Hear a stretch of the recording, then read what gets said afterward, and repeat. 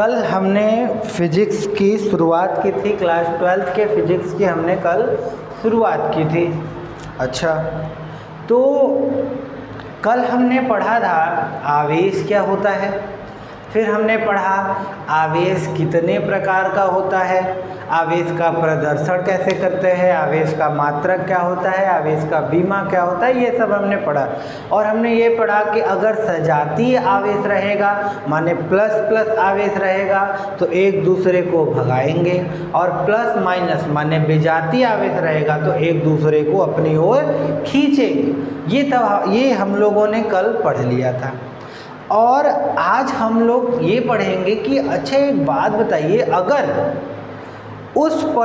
कोई पर्टिकुलर पिंड है उस पर धनात्मक आवेश है तो कैसे आया, और अगर ऋणात्मक आवेश है तो कैसे आया। ये अपना क्वेश्चन है आज का। अगर कोई पिंड है उस पर धनात्मक आवेश है तो कैसे आया, और अगर ऋणात्मक आवेश है तो उस पिंड पर ऋणात्मक आवेश कैसे आया। अब हमें यही पढ़ना है इस लेक्चर में। तो उसको पढ़ने से पहले आज हम लोग सबसे पहला अपना टॉपिक पढ़ेंगे जिसका नाम है मूल आवेश, फंडामेंटल चार्ज। मूल आवेश का मतलब क्या होता है? देखो भाई, मूल आवेश का मतलब होता है सबसे छोटा आवेश। जो सबसे छोटा आवेश होगा उसी को क्या बोलेंगे हम लोग? मूल आवेश। अच्छा, तो सर सबसे छोटा आवेश कौन है? तो देखो भाई, भौतिकी में सबसे छोटा आवेश किसको माना गया है? इलेक्ट्रॉन को माना गया है। भौतिकी में सबसे छोटा आवेश इलेक्ट्रॉन को माना गया है। मतलब ये सर कि पूरे ब्रह्मांड में सबसे छोटा आवेश इलेक्ट्रॉन है? नहीं भैया, इलेक्ट्रॉन से भी छोटे होते हैं। क्वार्ट्ज, एंटी क्वार्ट्ज, ये सब इलेक्ट्रॉन से भी छोटे छोटे पार्टिकल हैं। अच्छा सर एक बात बताइए, अभी तो आप बोल रहे हैं मूल आवेश का मतलब सबसे छोटा आवेश, तो सबसे छोटा आवेश आप बोल रहे हैं, आप बोले हैं कि सबसे छोटा आवेश इलेक्ट्रॉन है, लेकिन आप तो बोल रहे हैं अभी भी इलेक्ट्रॉन से भी छोटे छोटे आवेश हैं, तो उनको इसका मतलब तो वो मूल आवेश हुए ना। अरे भैया नहीं, देखो भाई, हमारे फिजिक्स में सबसे छोटा आवेश माना गया है इलेक्ट्रॉन को। क्यों माना गया है? क्योंकि जो इलेक्ट्रॉन है वो हमारे क्या है? स्वतंत्र है।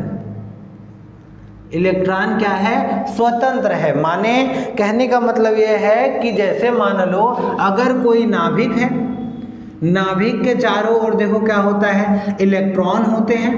नाभिक के चारों ओर देखो ऐसे ऐसे इलेक्ट्रॉन होते हैं, ठीक है? नाभिक के चारों ओर ऐसे इलेक्ट्रॉन होते हैं। ये सबसे बाहरी कोश का ये वाला जो इलेक्ट्रॉन होगा, ये नाभिक से मतलब नाभिक इस पर बहुत ही कम बल लगाएगा, बहुत ही कम बल। अगर इसको तुम बाहर से थोड़ा सा भी ऊर्जा दे दोगे ना तो ये तुरंत थोड़ा सा ऊर्जा पाकर बाहर चला जाएगा। तो इसीलिए मैंने बोला कि जो इलेक्ट्रॉन है वो क्या है? स्वतंत्र। हल्का से इसको ऊर्जा दे दो ये बाहर चला जाएगा, मतलब अपना कक्षा छोड़कर बाहर चला जाएगा। इसीलिए हमारा फिजिक्स में सबसे छोटा आवेश अर्थात मूल आवेश किसको माना गया है? इलेक्ट्रॉन को माना गया है। समझ में आया? तो मूल आवेश क्या होता है? सबसे छोटे आवेश को क्या कहते हैं? मूल आवेश। और हमारे फिजिक्स में, किसमें? फिजिक्स में सबसे छोटा आवेश किसको माना गया है? इलेक्ट्रॉन को। इसका पीछे का कारण क्या है? ये क्या है? स्वतंत्र। थोड़ा सा भी ऊर्जा दे दो तो निकल जाएंगे। तो सर क्या क्वार्ट्ज एंटी क्वार्ट्ज नहीं निकलेंगे? नहीं निकलेंगे। क्वार्ट्ज एंटी क्वार्ट्ज जो नाभिक में पाए जाते हैं, और नाभिक जो होता है वो कतई प्रबल बल रखता है, मतलब सबसे स्ट्रॉन्ग फोर्स लगता है नाभिक के भीतर, जिसको बोलते हैं प्रबल नाभिकीय बल। समझ रहे हो ना? प्रबल नाभिकीय बल लगता है नाभिक के अंदर। और नाभिक के अंदर कौन पाया जाता है? तुम्हारा क्वार्ट्ज, एंटी क्वार्ट्ज, ये सब पाए जाते हैं। तो जो क्वार्ट्ज एंटी क्वार्ट्ज है वो स्वतंत्र नहीं है, उन पे प्रबल नाभिकीय बल लग रहा है, ठीक है? इसीलिए हमारे फिजिक्स में सबसे छोटा आवेश किसको माना गया है? इलेक्ट्रॉन को। अच्छा सर, इलेक्ट्रॉन है और आवेश है, तो क्या इलेक्ट्रॉन पे आवेश होता है? हाँ होता है। एक इलेक्ट्रॉन पर आवेश, एक इलेक्ट्रॉन पर आवेश, जैसा कि आप लोग जानते हैं इलेक्ट्रॉन निगेटिवली चार्ज होता है, माने ऋणात्मक आवेश होता है इलेक्ट्रॉन पे। तो एक इलेक्ट्रॉन पर आवेश कितना है बता सकते हो? कितना होता है 1.6 गुणे 10 के पावर -19 कूलम एक इलेक्ट्रॉन पर आवेश होता है। क्योंकि भाई इलेक्ट्रॉन ऋणात्मक नेचर शो करता है इसलिए नेगेटिव लगा दो। अब फिर बात करते हैं एक प्रोटॉन पर आवेश, एक प्रोटॉन पर आवेश। तो देखो भाई एक प्रोटॉन पर आवेश कितना होता है, उतना ही होता है 1.6 गुणे 10 के पावर -19 कूलम, और कौन से पॉजिटिव में होता है। ठीक है, एक इलेक्ट्रॉन पर आवेश -1.6 गुणे 10 के पावर -19 कूलम, और एक प्रोटॉन पर आवेश माने प्रोटॉन पर आवेश कितना होता है 1.6 गुणे 10 के पावर -19 कूलम। अब प्रोटॉन पॉजिटिव होता है और इलेक्ट्रॉन क्या होता है निगेटिव। एक और कण है जिसका नाम है अल्फा कण। एक अल्फा कण, एक अल्फा कण पर कितना आवेश होता है पहले बताते हैं। ये अल्फा कण सर जी ये बताइए होता क्या है। तो अल्फा कण किसको कहते हैं, हीलियम जो होता है ना, हीलियम के नाभिक, हीलियम के नाभिक को, हीलियम के नाभिक को क्या कहते हैं, हीलियम के नाभिक को क्या कहते हैं अल्फा कण। अच्छा हीलियम का देखो, हीलियम कितना होता है 2He4, हीलियम का नाभिक है। तो देखो यहाँ जो होता है ये क्या कहलाता है परमाणु क्रमांक। जैसे मान लो कोई तत्व है X, ठीक है, और यहाँ पे तुम्हारा Z लिखा हुआ है और यहाँ पे लिखा हुआ है A, तो ये जो Z है यह बताता है परमाणु क्रमांक, ये जो Z है ये बताता है परमाणु क्रमांक, और क्या बताता है प्रोटॉनों की संख्या, प्रोटॉन की संख्या। मतलब अगर कोई तत्व है जो निचवा लिखा रहता है वो उसका क्या होता है परमाणु क्रमांक। अगर इसका परमाणु क्रमांक देखो ये क्या है, परमाणु क्रमांक इसका कितना है 2 है, और परमाणु क्रमांक बराबर होता है प्रोटॉनों की संख्या। मतलब इसका जितना परमाणु क्रमांक है, इसका 2 परमाणु क्रमांक है तो इसमें 2 ठो प्रोटॉन भी है। माने इसका जो परमाणु क्रमांक होता है वही क्या बताता है, वही प्रोटॉनों की संख्या भी बताता है। तो इसका परमाणु क्रमांक 2 अर्थात प्रोटॉनों की संख्या भी कितना हो गई 2 हो गई। और ये जो ऊपर होता है, ये ऊपर ए जो है यह बताता है द्रव्यमान, द्रव्यमान संख्या, द्रव्यमान संख्या ये क्या बताता है द्रव्यमान संख्या। और द्रव्यमान संख्या बराबर क्या होता है बता सकते हो द्रव्यमान संख्या बराबर होता है प्रोटॉनों की संख्या प्लस न्यूट्रॉनों की संख्या। द्रव्यमान संख्या बराबर क्या होता है प्रोटॉनों की संख्या प्लस न्यूट्रॉनों की संख्या। तो इसका मतलब इसको हम मिटा रहे हैं, इसको मिटा रहे हैं, इसको मिटा दे, ये मिटा दिया। ठीक, अच्छा तो देखो जरा, तो हीलियम में प्रोटॉनों की संख्या कितना है 2 प्रोटॉन होंगे, और न्यूट्रॉन कितना होता है कैसे पता चलेगा, इसका द्रव्यमान संख्या देखो कितना दिया है 4, और द्रव्यमान संख्या बराबर होता है प्रोटॉनों की संख्या प्लस न्यूट्रॉनों की संख्या बराबर 4। प्रोटॉन की संख्या कितना पता है तुमको 2 प्लस n बराबर कितना हो गया 4, तो n बराबर कितना हो जाएगा 2। माने हीलियम में 2 ठो प्रोटॉन है और 2 ठो का है न्यूट्रॉन है, तो 2 ठो क्या हो गया न्यूट्रॉन। और तुमको अच्छे से पता है अगर कोई नाभिक है, क्या है, अगर कोई नाभिक है तो नाभिक के अंदर क्या होता है प्रोटॉन होता है और न्यूट्रॉन होता है। तो प्रोटॉन पर कितना कै ठो, हीलियम के नाभिक में कै ठो प्रोटॉन है 2 ठो, और कै ठो न्यूट्रॉन है 2 ठो। तो अब देखो जो न्यूट्रॉन होता है, जो न्यूट्रॉन होता है, न्यूट्रॉन क्या होता है देखो भाई, जो न्यूट्रॉन होता है, न्यूट्रॉन वो क्या होता है उदासीन, माने उस पर कोई आवेश नहीं होता है। ठीक है ना, ये न्यूट्रॉन है, इस पर कोई आवेश नहीं होता है। तो नाभिक के अंदर अकेला आवेशित कौन बचा, ये प्रोटॉन। ठीक है, अकेला आवेशित कौन बचा प्रोटॉन, इस पर तो 0 होता है ना, तो कौन बचा केवल और केवल प्रोटॉन। और एक प्रोटॉन पर कितना आवेश होता है, एक प्रोटॉन पर आवेश होता है 1.6 गुणे 10 के पावर -19 कूलम।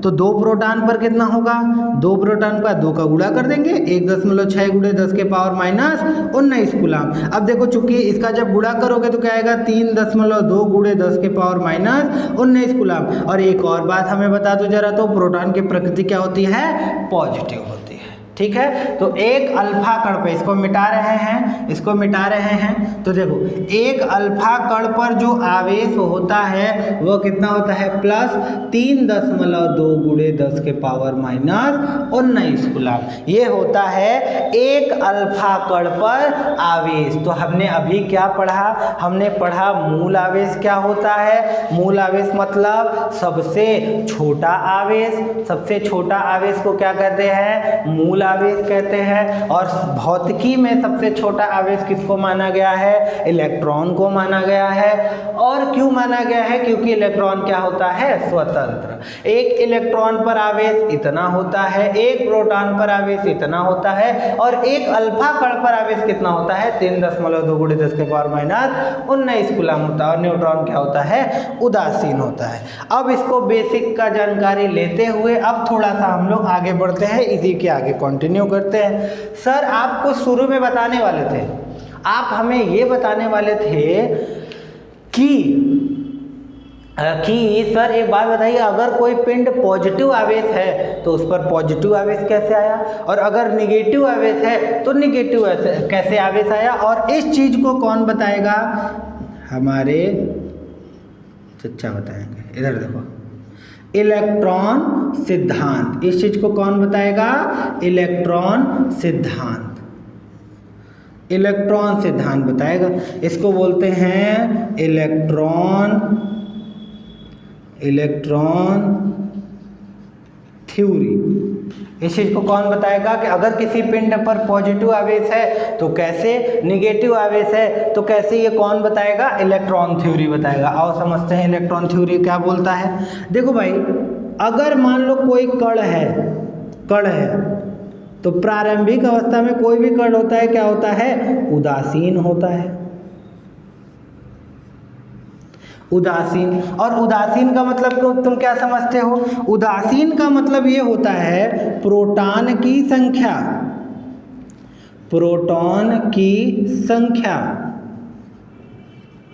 बराबर इलेक्ट्रॉन की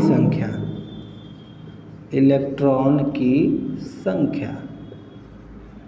देखो भाई क्या होता है, इलेक्ट्रॉन सिद्धांत क्या बताता है कि अगर कोई पिंड पॉजिटिव चार्ज है तो कैसे चार्ज है, अगर निगेटिवली चार्ज है तो कैसे चार्ज है।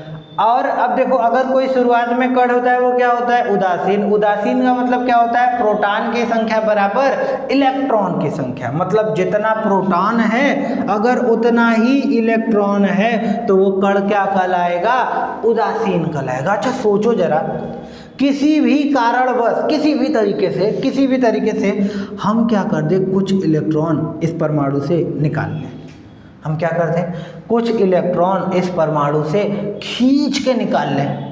खींच के नहीं निकाल पाओगे, लेकिन मान लो निकाल लिए, अरे मानने में क्या जाता है, ठीक है। तो अगर कोई उदासीन कण है, इससे मैंने कुछ इलेक्ट्रॉन हचाक से निकाल लिया, तो जब इलेक्ट्रॉन निकाल लिया तो इलेक्ट्रॉन क्या हो गए, कम। और इलेक्ट्रॉन कम हो गए तो कौन ज़्यादा हो गया, प्रोटॉन। और प्रोटॉन कौन सा आवेशित होता है, पॉजिटिव। तो देखो इस पिंड में इलेक्ट्रॉन की संख्या क्या हो गया, कम, प्रोटॉन की संख्या क्या हो गया, ज़्यादा। तो ये पिंड कौन सा आवेशित हो जाएगा,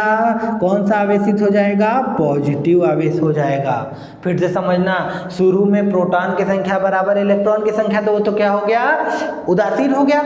अच्छा, और अगर किसी भी तरीके से मैंने कुछ इलेक्ट्रॉन निकाल लिया तो किसकी संख्या हो गया, ज्यादा, प्रोटॉन की संख्या ज्यादा हो गया। अगर प्रोटॉन की संख्या ज्यादा हो गया तो ये कौन सा आवेशित, पॉजिटिव आवेश बन गया।